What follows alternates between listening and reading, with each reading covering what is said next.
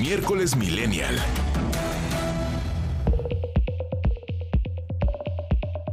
Pues hoy es miércoles millennial y así con sana distancia y cada quien desde su casa. Saludo en la línea telefónica a Mariana Fernández del ITAM. ¿Cómo estás, Mariana? Muy bien, ¿y tú?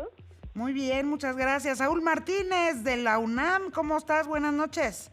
Muy bien, Yuri. Saludos desde Baja California. Acá andamos con la familia en cuarentena. Exacto, en casa. Yes. Y Emilio Guerra del TEC de Monterrey. Buenas noches. Buenas noches, Yuri, ¿cómo estás? Muchos saludos a todos desde casa. Oigan, pues se reformó el artículo 4 constitucional y se aprobó en el Senado ayer para elevar a rango constitucional los programas sociales, eso por un lado, y por otro, pues el día de hoy el subsecretario Hugo López-Gatell hizo varios anuncios importantes en esta conferencia nocturnera. ¿Cómo están? ¿Quién se arranca? Pues yo creo que en el primer tema, Yuri, los programas sociales estando en rango constitucional, me parece que es una expresión más de algo que en México se ha llamado, por lo menos en la discusión jurídica estudiantil, como la legislativitis, ¿no? O sea, la necesidad de estar legislando constantemente en materias que creo que pueden estar fuera de la necesidad de ejercer o de ejercitar a los organismos legislativos. No creo que haya mucha diferencia en términos de la utilidad de los programas sociales estando en rango constitucional o no. Sin embargo, creo que es una llamada de atención por parte del grupo legislativo o parlamentario más bien de Morena, pues para seguir imponiendo una agenda determinada, no sé si buena o mala, pero imponer su agenda. Yo creo que este momento de complicaciones y de contingencia nacional, pues le permitió a los legisladores poder hacer esos movimientos que estando en una, digamos, agenda ordinaria no se hubiera permitido. Eso por una parte. Y por la segunda parte, el segundo tema, pues yo creo que cada vez estamos teniendo, y lo voy a decir abiertamente, el doctor López-Gatell ha cambiado mi opinión a lo largo de los días.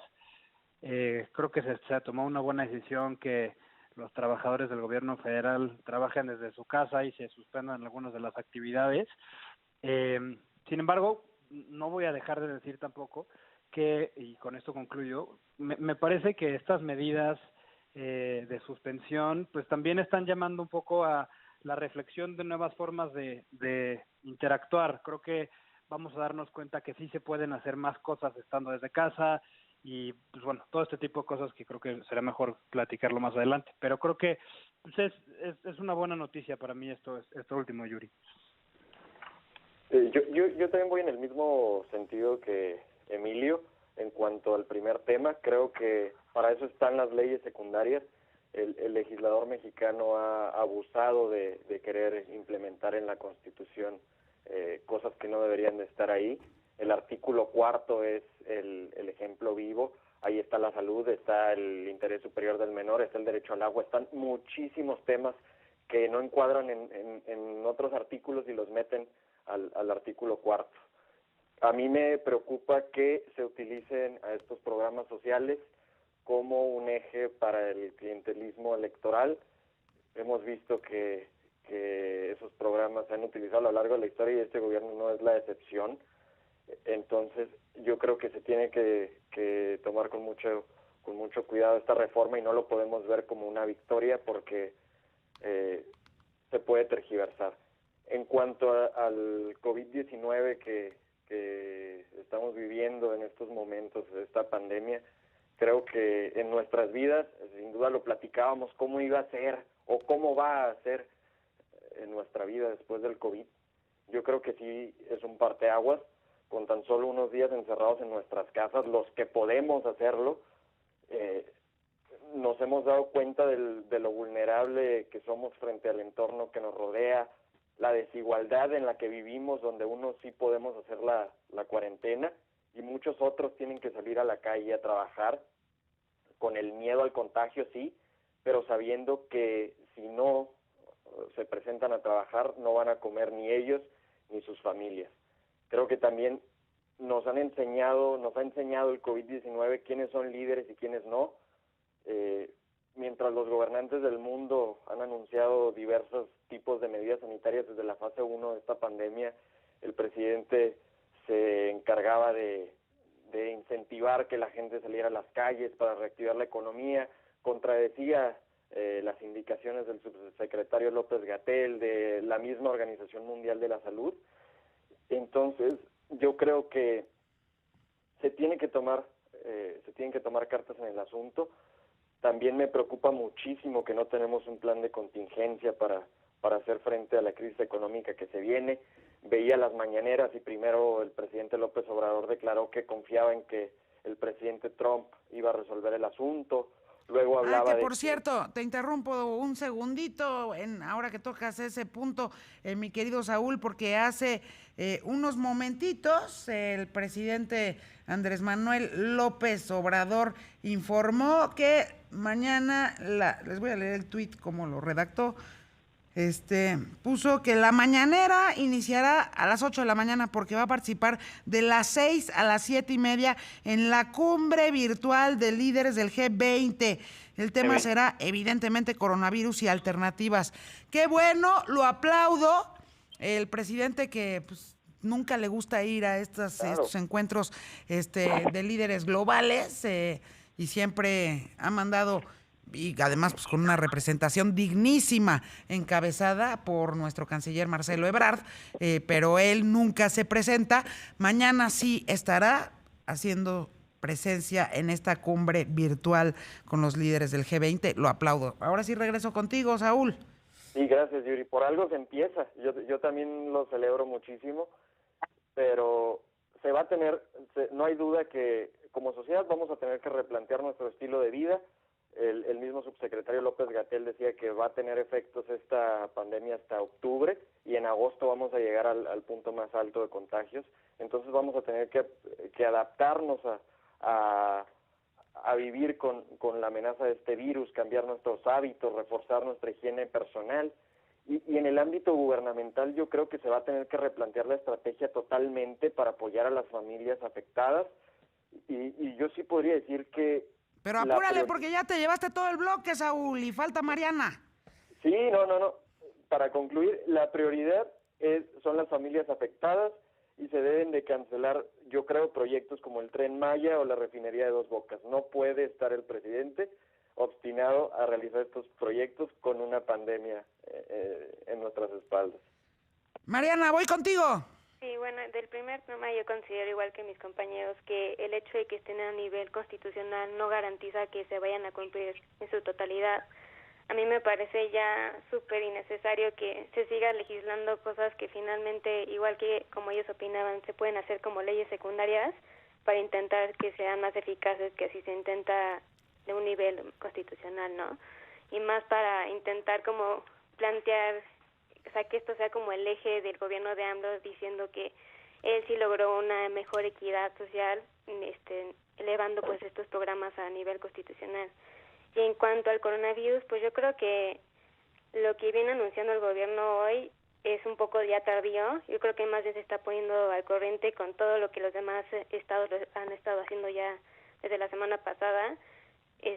Creo que por fin ya es un llamado de despiértate, ya tienes que empezar a hacer acciones mucho más concretas, y también es preocupante que no tengan planes de contingencia, más que nada económicas, cuando se está viendo que a nivel mundial México podría ser como de los mayores afectados, claramente. Y pues se trata de unificar este plan de contingencia y que no cada estado vea cómo lo va a solucionar, porque finalmente para algo está la federación. Y creo que es importante que en esto el gobierno tome liderazgo, porque finalmente el que reparte los fondos pues era el gobierno, ¿no?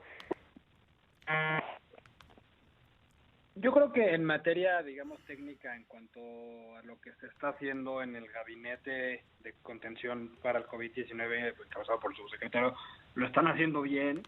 Estas medidas también que se comentaron hoy en lo que llamamos la novela de las 7 o la nocturna, de que puedes pedir un permiso, digamos, alternativo de COVID-19 y con goce de sueldo, me parece bien, pero sí creo que se tienen que hacer medidas, como dice Mariana y como dice Saúl. Creo que sí se tienen que tomar medidas en materia económica mucho más digamos, atractivas y mucho más efectivas en materia macroeconómica o a nivel nacional, ¿no? Entonces yo creo que se están dando buenos pasos, pero en materia económica creo que nos estamos quedando muy atrás. Yo creo que se están tomando decisiones importantes ahorita, que estamos a tiempo antes de que esto pueda ponerse verdaderamente muy doloroso, como se puso para Italia, para España y se está poniendo para Estados Unidos. Hoy es miércoles Millennial, estoy hablando con Mariana Fernández del ITAM, Saúl Martínez de la UNAM y Emilio Guerra del TEC de Monterrey. Por supuesto, el tema, las medidas del gobierno de México ante pues la llegada y ahora sí la expansión comunitaria de la pandemia de coronavirus. Así es, yo creo que, como lo mencionamos, Yuri, en el bloque anterior, el gobierno mexicano en el gabinete de contención que ha armado, que ha construido con el subsecretario López-Gatell, creo que ha tomado buenas decisiones hasta el momento en términos de cómo se ha ido deteniendo la contingencia, bueno, la pandemia, pero obviamente gracias a esta contingencia y los programas de sana distancia, etcétera. Yo sin embargo creo que el problema más importante posterior a lo que será el brote del coronavirus es las consecuencias económicas y también el debate, digamos, sociológico y político. Lo decía Byung-Chul Han en su columna en El País, Harari también en su editorial en The Financial Times, y otros grandes autores como Giorgio Agamben. Creo que la problemática es no solamente tratar de contener la realidad en la que estamos ahorita, sino cómo vamos a enfrentar lo posterior. Y creo que el gobierno mexicano tiene el gran reto, número uno, de construir una respuesta que pueda contener el golpe económico al que vamos a entrar, incluso en el que ya estamos, lo que viene seguramente será peor. Precisamente eso, ¿no? El gobierno mexicano tiene que construir una respuesta contundente que permita amortiguar de mejor manera este shock económico.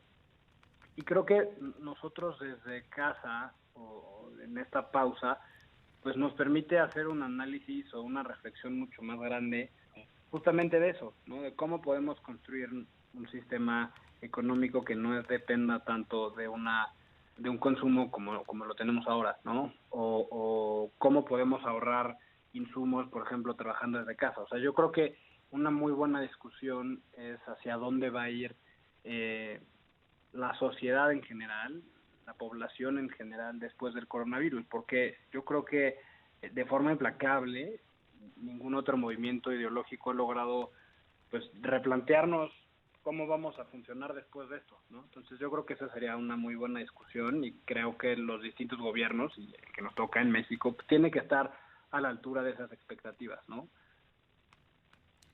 Además del aspecto económico que explicaba Emilio muy bien, creo que también tenemos que hacer énfasis en la conciencia entre los jóvenes de nuestra edad.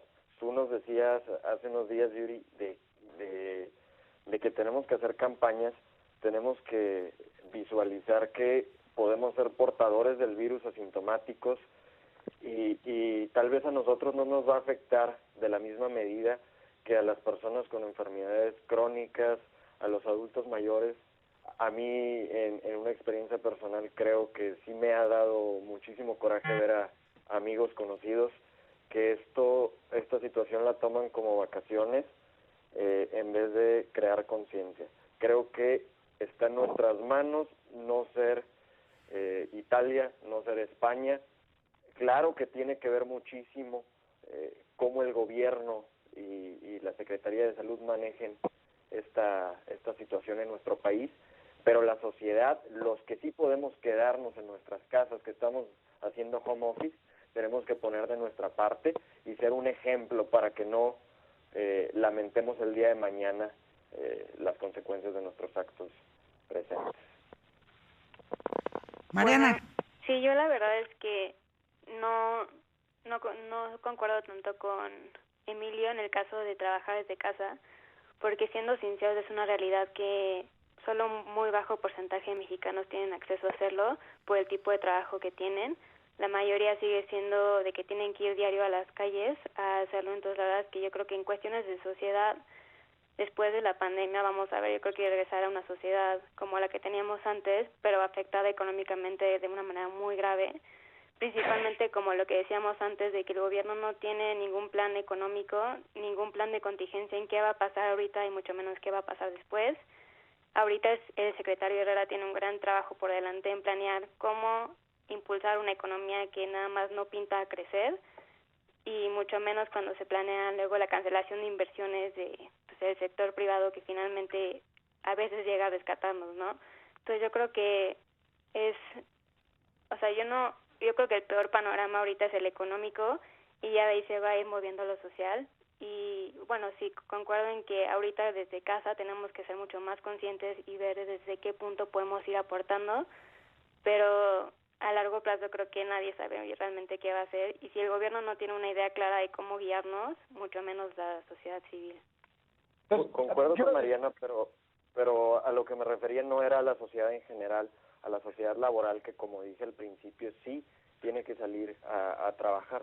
Me refería a los jóvenes universitarios que suspendieron sus clases, que están tomando clases en línea, los millennials que en una gran proporción no están trabajando, se pueden quedar en casa y que deben de tomar las medidas adecuadas porque no lo están haciendo. Están saliendo de fiesta o van con el novio, con la novia, y eso no es estar en cuarentena. A eso me refería, al sector de los millennials. Bueno, y además yo ahí añadiría, Saúl, Mariana, Yuri, que esta realidad que estamos enfrentando hoy en día y que nos limita salir a las calles y tener una vida común y corriente como la teníamos, por supuesto que abre espacios de interacción social distintos, ¿no? Escuchamos por la mañana al presidente de un grupo empresarial muy grande pues motivar a la gente a que siguiera saliendo, un poco en adición a lo que comenta el presidente López Obrador. Y sobre todo, quiero centrar esta parte del comentario diciendo que en el mensaje, digamos, del presidente de este gran grupo empresarial, dice que pues el hecho de que la gente no está saliendo a las calles va a fomentar la rapiña, que la gente esté arrebatando las cosas en la calle y empezar a construir un estado, digamos, de excepción en donde la ley es un poco aplicada al arbitrio del Estado, ¿no? Yo creo que a lo que me quiero referir con esta última parte es que esta pausa, independientemente de que si te puedes quedar en tu casa o no, o tienes que seguir saliendo a la calle, esta pausa, este replanteamiento, este cambio del status quo tiene que precisamente abrirnos una forma nueva de pensar la forma en la que interactuamos, la forma incluso desde lo más doméstico como compartir la comida en la casa hasta incluso cómo nos gobiernan, ¿no? Entonces yo más bien creo que además de, como dice Saúl, fomentar a la gente que reflexione, que se quede en sus casas, sí, bueno, pero que ese ejercicio de quedarnos en nuestra casa sea para reflexionar sobre lo que viene. Por supuesto que el gobierno tendrá que hacer lo suyo en cuanto a la perspectiva y el pronóstico económico, que como dices, Mariana, pues no es nada alentador, pero creo que de algo quedarnos en nuestra casa y debe ser precisamente eso, replantearnos qué es lo que hemos hecho bien, qué es lo que hemos hecho mal.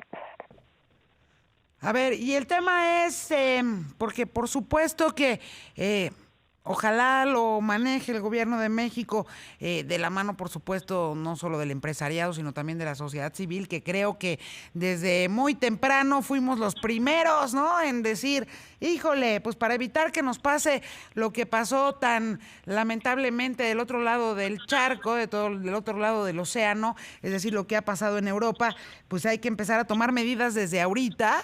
Yo creo que para evitar eso, pues ojalá estas medidas tengan el impacto de contención del contagio que se busca tener, a pesar de que no se ha decretado un lockdown como sí se ha decretado en otros países, pero lo cierto es que sí va a haber y mucho que reconstruir una vez que termine la pandemia, ¿no?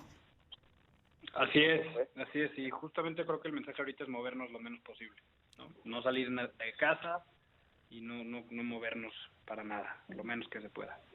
Sí, claro, y seguir las indicaciones preventivas, practicar la sana distancia como se le está llamando en estos momentos, pues para que el día de mañana no falte nadie de los nuestros al darnos los abrazos que tanto queremos dar, y no malinformarnos, ser muy críticos en cuanto a la información que se está compartiendo para no generar pánico entre la sociedad. Creo que eso es muy importante en estos momentos. No pánico, pero sí precaución extrema, ¿eh? Por supuesto. Ahí está, pues, muchas gracias, millennials. Mariana Fernández del ITAM, Saúl Martínez de la UNAM, Emilio Guerra del TEC de Monterrey. Qué bueno que están en casa, porque ahorita es la mejor manera de que se protejan ustedes, pero también de proteger a todos los que quieren.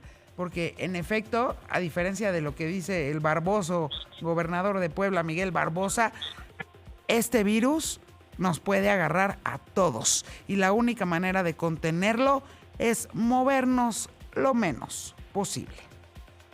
Muchísimas gracias, Yuri. Exacto. El próximo miércoles nos escuchamos, millennials. Claro que sí. Así será, Yuri, muchas gracias. Y esperemos que Soñamos pronto nos podamos volver a ver. Así Les es, mando fuerte un abrazo para todos. virtual, Igualmente. Dos abrazos. telefónico, de sana distancia.